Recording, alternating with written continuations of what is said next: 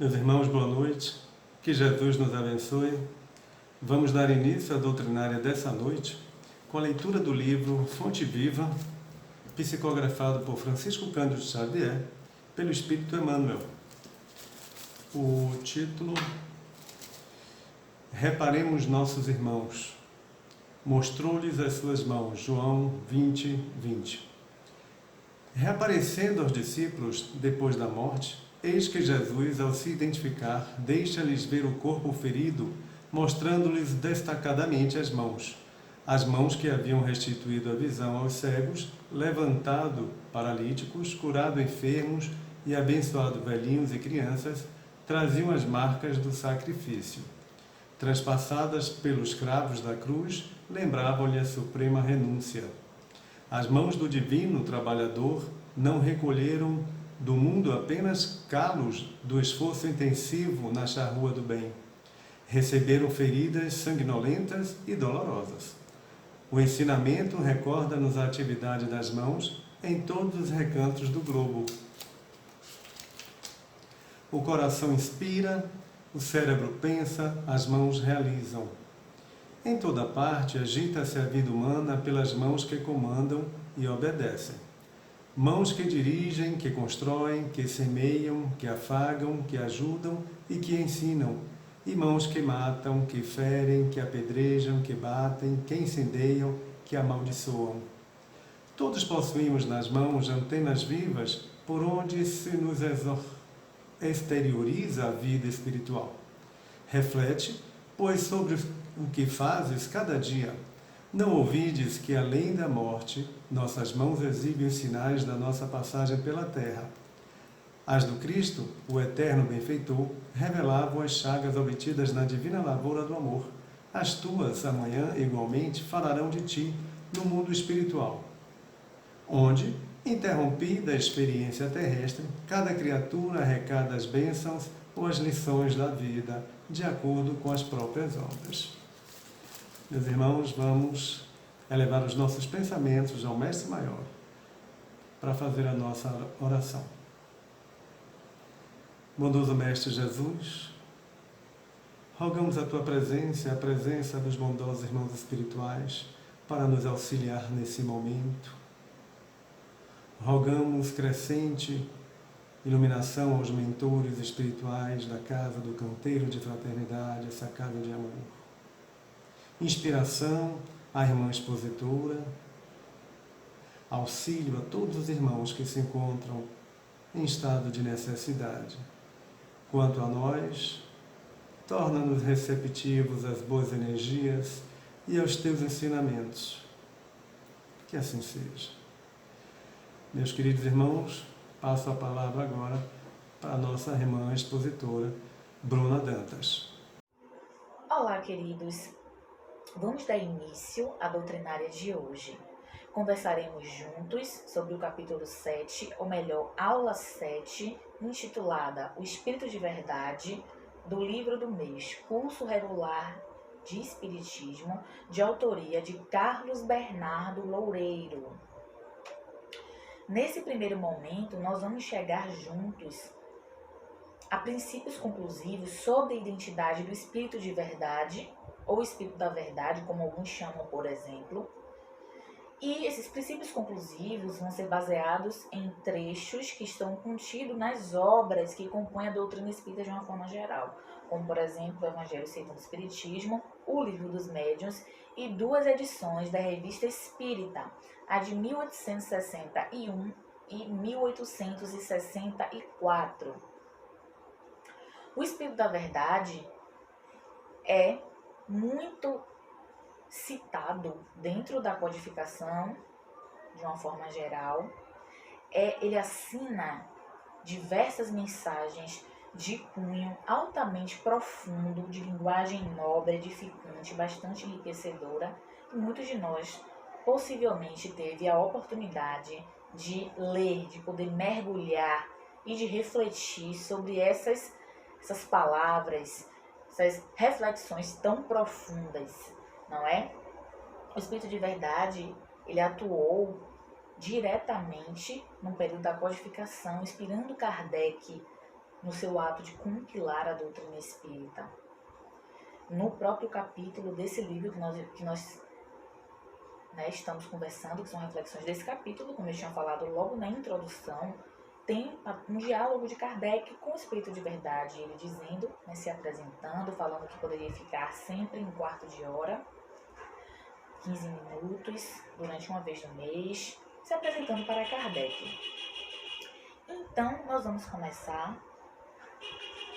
Eu vou ler para vocês aqui, quem quiser também pegar o evangelho que estiver acessível, também fique à vontade. Nós vamos rapidamente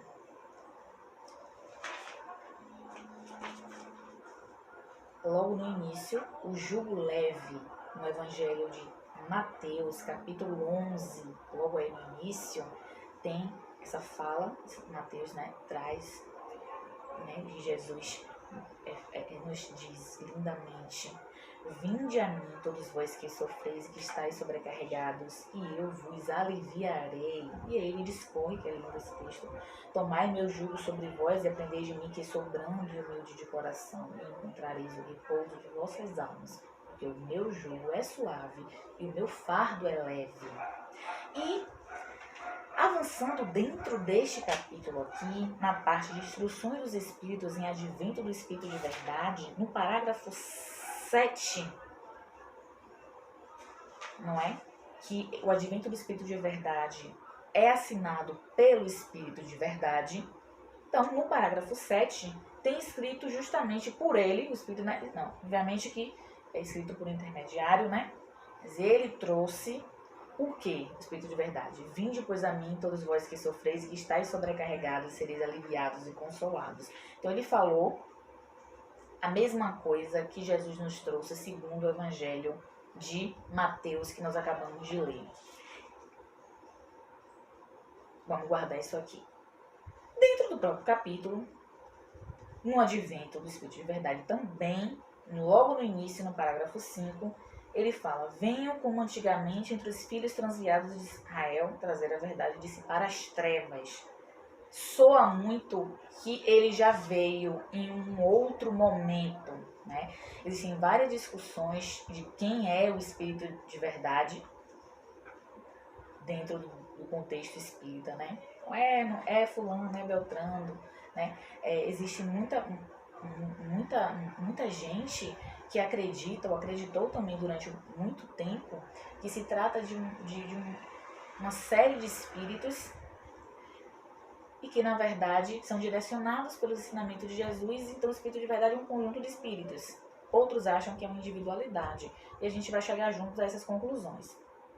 Então, aqui, já nesse capítulo, a gente já tem, uma noção, que ele fala que veio como antigamente, então ele já veio, como a gente tinha conversado, parece, que já veio em algum outro momento, e ele fala: vinde a mim. A mesma coisa que Jesus falou quando ele veio. Então, é uma coisa que chama a nossa atenção e que a gente vai unir com outras coisas que a gente vai ler agora. A segunda evidência que a gente vai ler, pegar essa daqui, que a gente acabou de ler, eu acabei de ler, vocês que teve a oportunidade de poder também acompanhar, eu vou abrir para vocês agora o Livro dos Médiuns, no capítulo 31, item 9. No Livro dos Médiuns, está aqui bem bonitinho, esse item 9 é justamente o conteúdo praticamente integral do advento do Espírito de Verdade, que está no capítulo 6 do Cristo Consolador, que a gente acabou de mencionar, de ler, alguns trechos. Então, aqui no item 9, porque esse capítulo intitulado Livro dos Médiuns, Dissertações Espíritas, você tem, cada item desse tem uma mensagem assinada por São Luís, São Benedito e outras também, outros ícones, outros espíritos elevados que nos traz reflexões. E esse capítulo 9, venho eu, teu Salvador e teu Juiz, venham como outrora entre os filhos transviados de Israel, trazer a verdade e dissipar as trevas, o mesmo conteúdo. E ele discorre com esse texto, vocês podem estar conferindo, e Kardec coloca uma nota no final desse item 9, quando ele chega ao fim, e ele diz o seguinte: esta comunicação, obtida por um dos melhores médios da Sociedade Espírita de Paris, está assinada por um nome que o respeito não nos permite reproduzir, senão sobre todas as reservas. Tão grande seria o insígnia em favor da sua autenticidade, e porque muito frequentemente dele se abusou nas comunicações evidentemente apócrifas. Esse nome é o de Jesus de Nazaré. Pronto. Na nota, Kardec já traz aqui que o Espírito da Verdade, de verdade, é o Jesus de Nazaré. O que parece muito, que a gente tinha lido, venho como os filhos transviados de Israel, já veio. No próprio Advento do Espírito da Verdade, como a gente tinha conversado, ele menciona: vinde a mim todos vós que sofreis, que estáis sobrecarregados, que já foi falado por Jesus e trazido no Evangelho de Mateus, que a gente também já leu. No Livro dos Médiuns, aqui no item 9, praticamente o texto integral do Advento do Espírito de Verdade, só que aqui Kardec põe uma nota falando sobre a identidade, Jesus de Nazaré. Segunda evidência que nós vimos aqui, tem outras também, né, muito interessantes, que como eu tinha mencionado, que é as edições da Revista Espírita, a de 1861 e a de 1864. Vamos ler aqui a de 1864. A de 1864, na parte de novembro da revista Comunicação Espírita. O título é A Propósito da Imitação do Evangelho. E esse texto, tem todo um texto aqui, facilmente encontra-se, né? Pelo menos eu já encontrei várias edições facilmente na internet. Essa, inclusive, encontrei muito tranquilamente. Digitei no campo de pesquisa. Também tem aqui. Podem ficar à vontade para poder conferir também. Tem todo um texto. E, no final, tem: há muitas moradas na casa de meu pai. Disse-lhes eu há 18 séculos. O Espiritismo veio tornar compreensíveis essas palavras. E vós, meus bem-amados trabalhadores que suportais o calor do dia, que credes ter de vós, lamentai da justiça da sorte, abençoais vosso sofrimento, agradecei a Deus que vos dá meio de quitar as dívidas do passado. Tem mais umas outras frases, e está assinado de o Espírito de Verdade, aqui na Revista Espírita. Lembrando que o início, como eu tinha lido para vocês aqui, há muitas moradas na casa de meu pai, disse-lhes eu há 18 séculos. Na época, era 1864, né? Outra evidência, assina o Espírito de Verdade, ele diz que tinha falado há 18 séculos. Ele colocou aqui. Então, a gente nota, a partir disso aqui que a gente já leu, que você tem Jesus. Podemos chegar a esses princípios conclusivos com base nisso aqui, que nós acabamos de ler. Tudo dentro são textos espíritas. Na edição de 1861, que eu vou ler também aqui brevemente para vocês, é na parte Discurso e Brinde do Senhor Allan Kardec. Allan Kardec fala, essa edição de novembro também. E chega um determinado momento do texto, também está acessível essa edição, que ele fala: sim, senhores, este fato não somente é característico como providencial. Eis a respeito que ainda ontem me dizia, antes da sessão, o Espírito de Verdade, meu guia espiritual. O Kardec fala que foi meu guia espiritual. Então, o Espírito de Verdade estava ao lado de Kardec. Podemos entender que foi um instrutor né, de Kardec presente e desvela isso nos textos da literatura espírita. E, por fim, eu trago também um texto da Revista Espírita de 1861, também de novembro, mesma revista de 1861, Erasto, um trecho de autoria de Erasto, que também é um espírito que contribuiu muito com muitos textos, principalmente a gente vê no Evangelho segundo o Espiritismo, também em outros livros da codificação, e ele fala, Erasto, eu tive que vos fazer ouvir uma voz, tanto mais severa quanto mais espera de vós o Espírito de verdade, mestre de todos nós. Então Erasto diz que o Espírito da verdade é o mestre de todos nós. E quem é o mestre? Quem é o conhecido que é o mestre de todos nós? Aquele Espírito mais perfeito que passou aqui e nos trouxe o grande roteiro de salvação. Então, a partir disso aqui, nós podemos concluir, sim, que o Espírito de verdade, as evidências apontam que seja Jesus. Eu achei bastante interessante isso. E é por isso que a gente consegue enxergar no conteúdo das mensagens assinadas por ele um conteúdo tão consolador e parece que tão conhecedor das fraquezas e das misérias humanas. Testemunhado por ele próprio quando ele veio aqui, né, há 2021 anos. Então é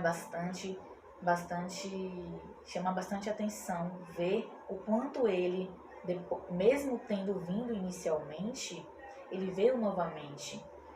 E no capítulo 6 do Cristo Consolador, ele nos traz, né, Jesus, as palavras de Jesus, que ele não pôde falar tudo e que mais tarde ele, né, seria enviado um consolador a fim de poder esclarecer o que ele não pôde trazer. Porque Jesus se esforçou ao máximo no seu trabalho brilhante para poder aproximar-se daquelas criaturas, daqueles seres imaturos, intelecto-moralmente, que estavam estagiando, né, no planeta naquele momento. Quem sabe também nós estávamos lá, quem sabe, não é? Então, ele, como nós já sabemos, utilizou parábolas, fez associações, metáforas, comparações, utilizou de figuras de linguagem, característicos de um grande orador, de um grande educador, de um grande evangelizador. Então, ele não pôde trazer tudo, até porque tudo que ele trouxe foi proporcional também ao que aquelas pessoas poderiam entender dentro do contexto ao qual elas estavam inseridas. Então, nós podemos entender, né, o Espiritismo como esse consolador que foi estruturado, compilado com Kardec, e o próprio Espírito de verdade tem a sua vertente, é um consolador também. Ele próprio anuncia, né, dentro do próprio capítulo 6, o Espírito da verdade, ele também estava anunciando, ele próprio Jesus, o Espírito de verdade, que também viria a consolar. Então, nós percebemos esse caráter revelador da doutrina espírita vindo, né? Jesus traz a iluminação inicial, mais tarde o Espiritismo vem clarificar com as perspectivas, e o próprio Espírito da Verdade, que podemos dizer que também é um consolador que nem o Espiritismo, também vem clarear perspectivas com as suas mensagens, com a sua consolação. Então, vamos agora ler e refletir juntos, depois que nós chegamos a esses princípios conclusivos baseados nesses trechos que nós podemos explorar agora.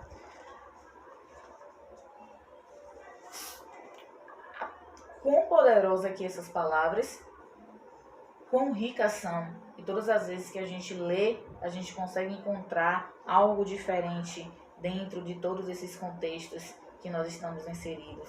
Então, na parte de instrução dos espíritos, você tem o advento do Espírito de verdade, que a gente também já tinha mencionado dentro da nossa reflexão, tinha mencionado para vocês no início. Então, o primeiro trecho que eu vou ler para vocês agora é esse aqui. que é possivelmente esse trecho é muito conhecido de muitos de nós, né?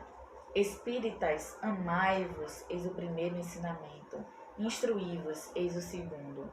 Todas as verdades se encontram no cristianismo. Os erros que neles enraizaram são de origem humana. E eis que, além do túmulo que acreditava exumada, vozes vos clamam. Irmãos, nada perece. Jesus Cristo é o vencedor do mal. Sede os vencedores da impiedade, Espírito de Verdade, Paris, 1860. Então ele falou o quê? Espíritas, amai-vos. Eis o primeiro ensinamento. Para a gente perceber, como eu também já tinha mencionado, como o Espírito de Verdade, ele é também um consolador prometido, já falado por Jesus nas suas próprias mensagens, que ele não poderia tocar naquela época no termo espírita.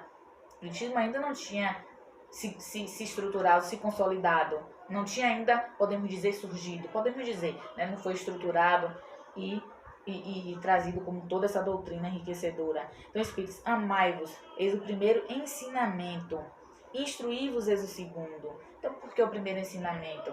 Porque, obviamente, tem que ser na busca do amor, desse amor pleno e integral, que foi trazido por Jesus, que nós temos que sempre direcionar todos os nossos esforços existenciais.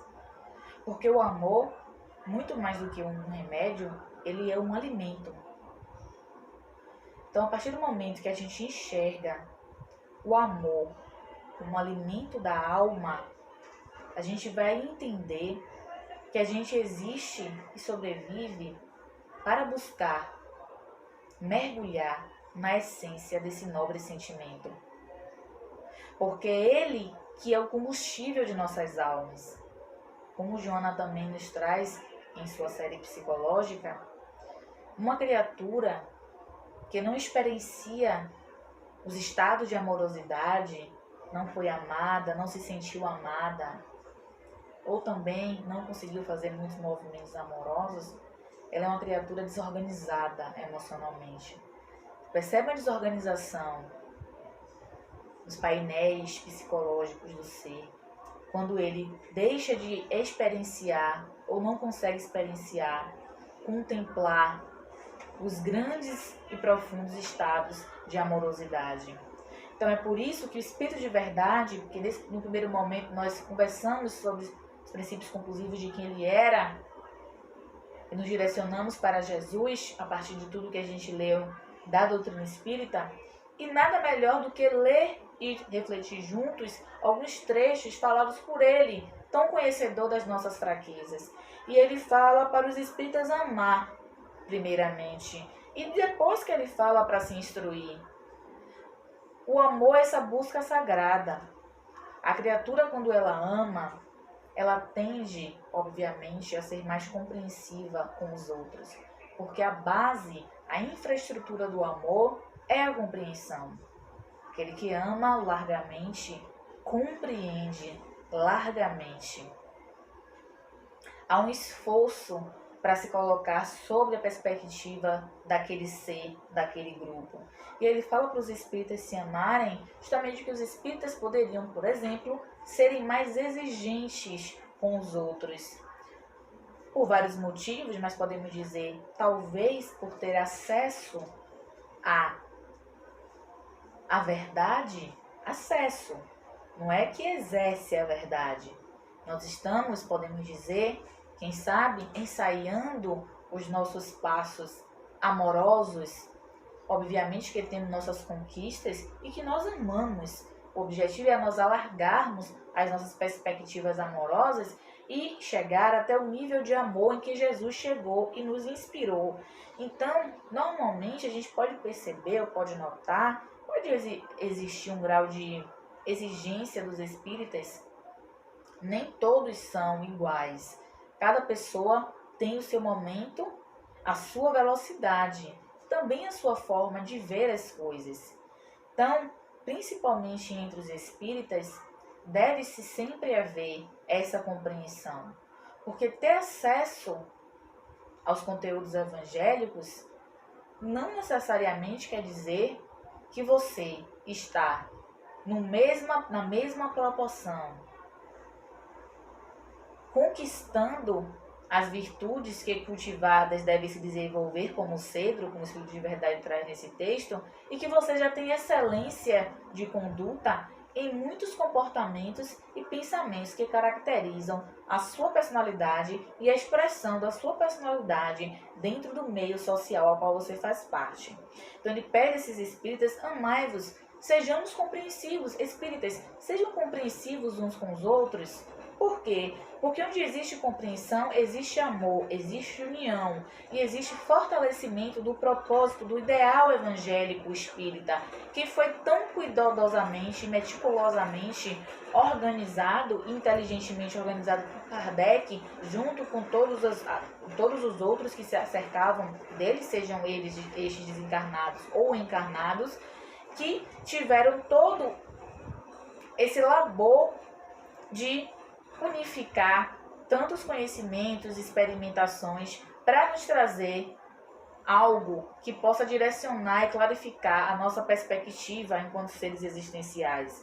Então é necessário que os espíritas possam se unir mais, se compreender mais, não se exigir tanto, porque assim você percebe que quando não há esse movimento, você percebe que há uma tendência de fragmentação dentro de muitos contextos. Nós não estamos falando aqui que vai se dissolver o espiritismo por causa de espíritas que não se compreendem, mas a gente pode perceber que dentro de muitos contextos ocorre uma fragmentação de coisas que poderiam ser dadas continuidade, coisas que poderiam se construir, passos que poderiam ser dados mais.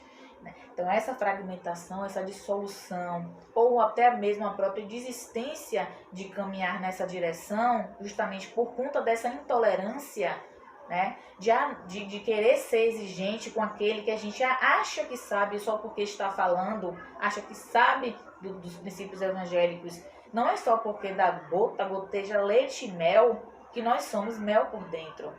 A parte mais difícil, como sabemos, é justamente a execução daquilo que a gente faz. E Jesus foi brilhante quando ele fez isso. Ele foi coerente com tudo que ele pensava, ele falava, ele fazia. E esse é o nosso desafio. Nem tudo que a gente pensa, a gente fala, a gente age. Principalmente se tratando de coisas construtivas. Tem coisa que está só na mente, mas ainda não entrou no coração. Piorou nas atitudes. Mas o segredo não é correr. O segredo é a gente se aceitar também dentro dos nossos contextos imperfeitos, nunca se acomodando com aquilo que a gente é no momento, ou melhor, com aquilo que a gente consegue ser no momento. A busca deve ser constante, mas a gente também não pode exigir muito de nós, né? Querer se cristificar também a todo custo, de todo modo, não é? O relógio do tempo, a corda, não é a gente que dá.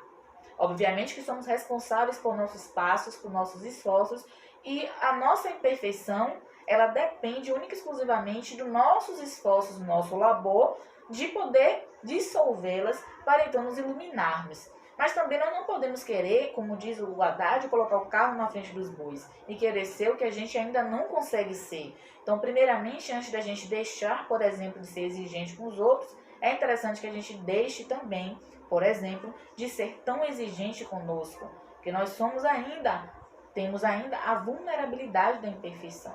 Ser imperfeito requer ainda agir com falta de sabedoria. E agir com falta de sabedoria vão nos conduzir a insucessos, a desventuras, a dores e sofrimentos. Então, o Espírito de Verdade nos diz, né, nós espíritos, amai-vos, sejam tolerantes uns com os outros. Perdoe aquilo que falou, ou aquilo da forma como se comportou. Não necessariamente porque tem acesso ao conhecimento espírita, quer dizer que pratica a integridade daquilo. Mas é possível que haja um esforço. Cada um também se esforça. Tudo bem que em alguns casos a gente percebe que poderia estar aproveitando melhor algumas oportunidades ou realizando outras coisas, mas aos outros cabe se responsabilizar pelos seus próprios empreendimentos pessoais. Nós não podemos querer exigir que o broto dê flor amanhã. É o processo evolutivo do outro, assim como nós temos o nosso. Então, nós espíritas precisamos disso para nós fortalecermos cada vez mais o ideal espírita no meio que a gente se encontra. E na segunda instrução do Espírito de Verdade, ele fala para se instruir. A busca do conhecimento, ele liberta, ele possibilita muito um estado de saída da alienação. Obviamente que quando a criatura está com o ego muito inflado, por exemplo, se imune de conhecimentos e não compartilha os seus conhecimentos. Acredita-se que aquele conhecimento tem que ficar só para si próprio, não é? Ou utiliza aquele conhecimento para envaidecer-se e para poder querer destacar-se nos momentos, nos meios em que está, né? Quando a vaidade, ela faz morada na criatura, obviamente que a vaidade, né, tem os seus graus em nós, espíritos imperfeitos, cada um do seu jeito, a seu modo, né? Mas quando a vaidade está muito exacerbada, com possivelmente uma falta de vigilância, a criatura não entende o conhecimento, busca-o de uma forma errada, direciona para outros lados e acaba escorregando. Talvez o problema, por exemplo, desse ser, né, que está se instruindo, mas é possível que não esteja amando, por exemplo, ou melhor, se esforçando para vivenciar os estados de amorosidade. O Espírito da Verdade fala, se você é espírita principalmente, que ele está falando espíritas, ele está falando para os espíritas, amai-vos, eis o primeiro ensinamento, então busque amar. Então, se nós buscarmos esse movimento do amor, automaticamente várias virtudes elas vão ser desenvolvidas, como por exemplo a humildade. Porque o ser que ele é humilde, ele vai se instruir, que é o segundo mandamento, né? A sua humildade vai estar sendo alimentada dentro das suas próprias corridas, seus próprios processos de fazer a conquista do amor. Só que a vaidade, porque ele está buscando amar primeiro, ou melhor, entender, experienciar esses estados, a vaidade já vai automaticamente cedendo lugar para os princípios de compreensão, de amorosidade. Então ele vai se ver, vai se entender como ele é pequeno diante de tanta coisa. Porque quanto mais a gente estuda e a gente lê, quando a gente não está com o ego muito inflado, quando a gente está vigilante e amando, que é o primeiro ensinamento do Espírito de Verdade, que é ele que é o nosso tema de hoje, a gente descobre, quando a gente está nesse processo de vaidades excessivas, que nós não sabemos de nada. Ou melhor, sabemos de pouca coisa. Não é à toa que Sócrates, a frase que atribui-se a ele, que ele falou, vamos falar assim, só sei que nada sei. Ele era um sábio, podemos dizer. Então, aquele que estuda, ele cada vez mais vai percebendo que o que ele sabe é uma gota num grande oceano de conhecimento. Obviamente que não é porque uma gota que é insignificante, não é que é porque uma gota que não pode reverberar na sua própria vida ou na vida de outras pessoas, não quer dizer isso. Ele entende que a busca ela é incessante, mas esse ser mais vigilante, ele também entende que aquele pequeno, ele pode dar um aproveitamento, não é?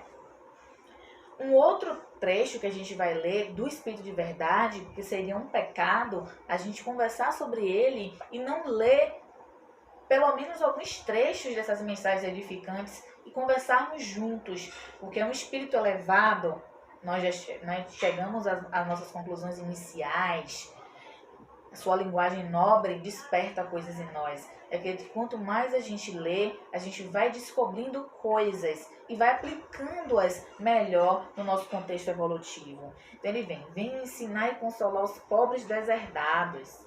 Venho lhe dizer que elevem sua resignação ao nível de suas provas. Que chorem, porque a dor foi sagrada no Jardim das Oliveiras. Mas que esperem, porque os anjos consoladores virão enxugar as suas lágrimas.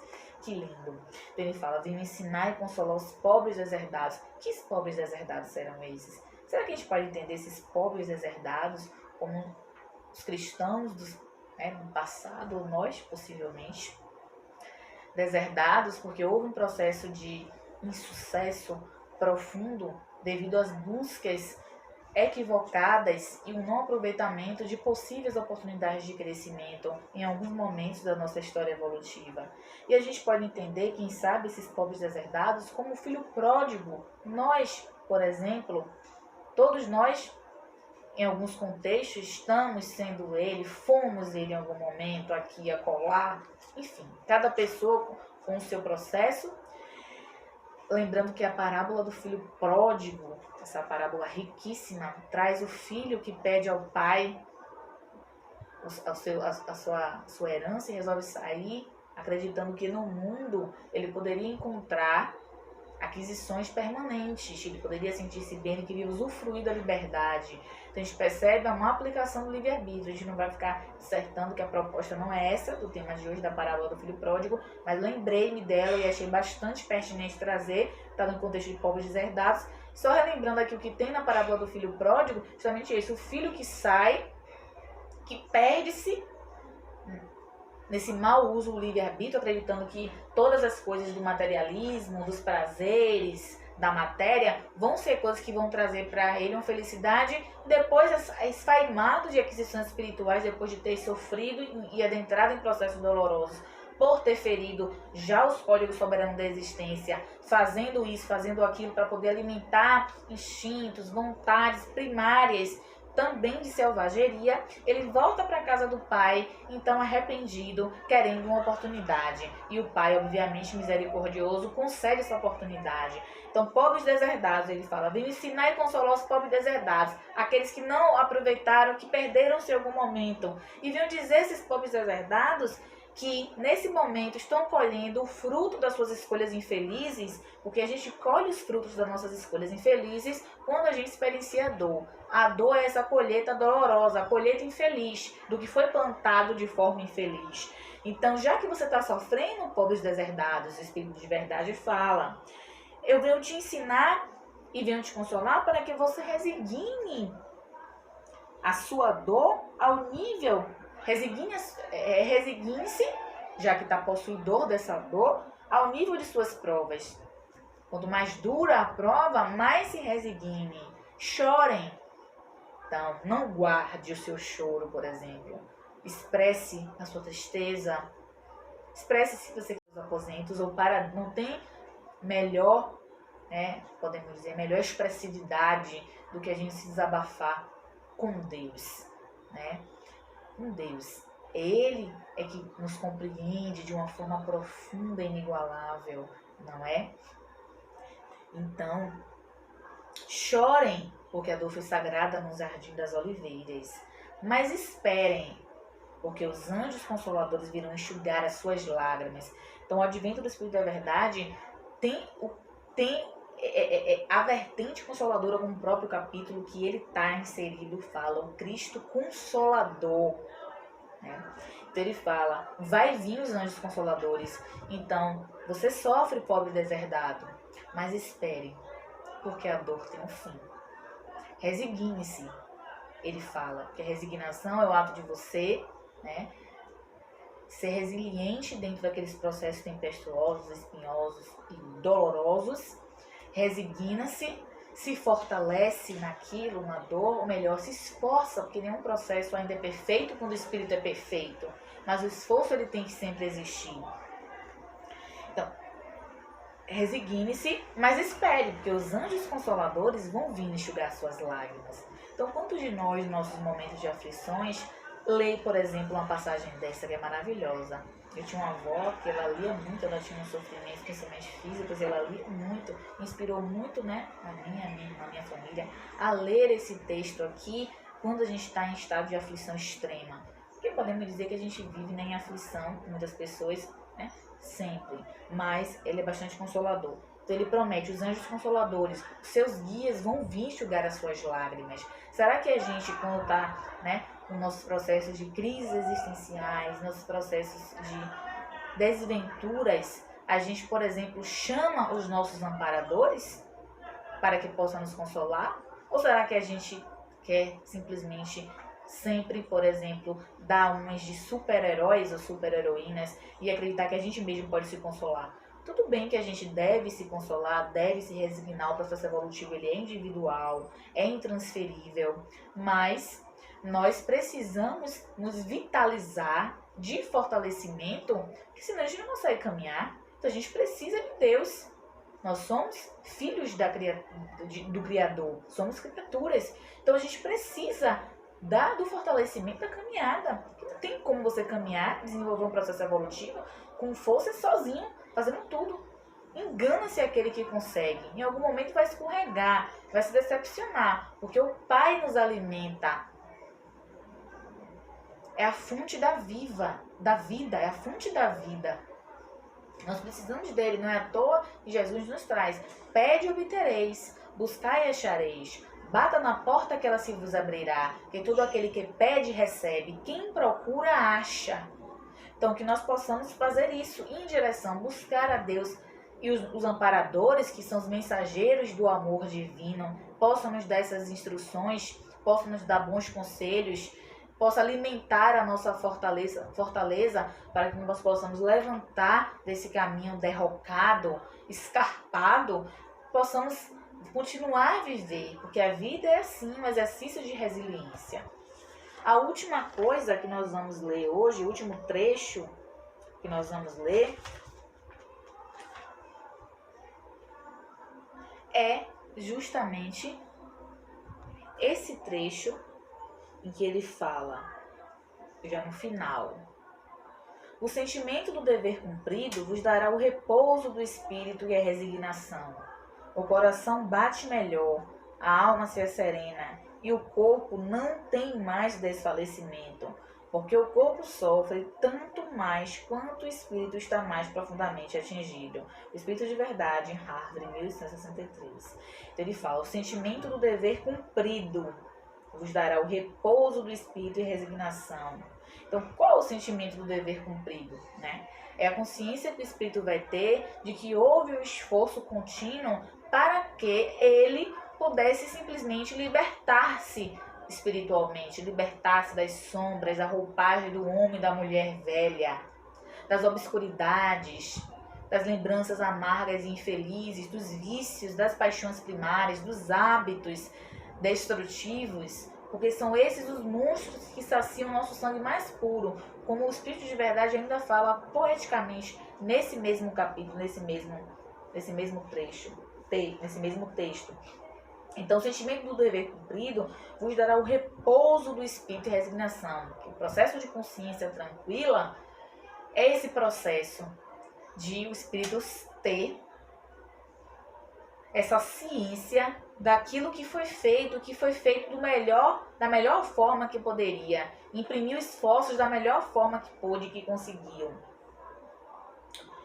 O coração vai bater melhor, a alma se serena, né, quando o dever é cumprido, e o corpo não tem mais desfalecimento, porque o corpo sofre tanto mais quanto o espírito está mais profundamente atingido. Então é bem interessante isso, porque o Espírito de Verdade, aqui no final desse lindíssimo, belíssimo, esplêndido, poético texto, ele está falando sobre a integração da mente, do corpo e do espírito. Então ele fala que o corpo não vai sofrer mais tanto desfalecimento, porque ele está dizendo, né, só refalando novamente, relendo aqui, né, o corpo sofre tanto mais quanto o espírito está mais profundamente atingido. Então o espírito está mais profundamente atingido com o quê? Com as dores, com as amarguras, com a impiedade, com a maledicência, com a cupidez. Então ele simplesmente desfalece o espírito, porque isso é uma sombra. Nós somos seres luminosos, temos todas as sementes das virtudes dentro de nós, precisam ser desabrochadas e estimuladas. A obscuridade é o que adoece a nossa alma. É que nos adoece quanto espírito, essa ausência de luminosidade, ou melhor, a ausência de expressar a sua luminosidade. Não é a ausência de luminosidade, parece que não tem, né? Força da expressão, a ausência da descoberta da luminosidade que existe. Então, quando o espírito ele adoece, né, ele simplesmente, aquele adoecimento, ele vai se estender para o corpo físico.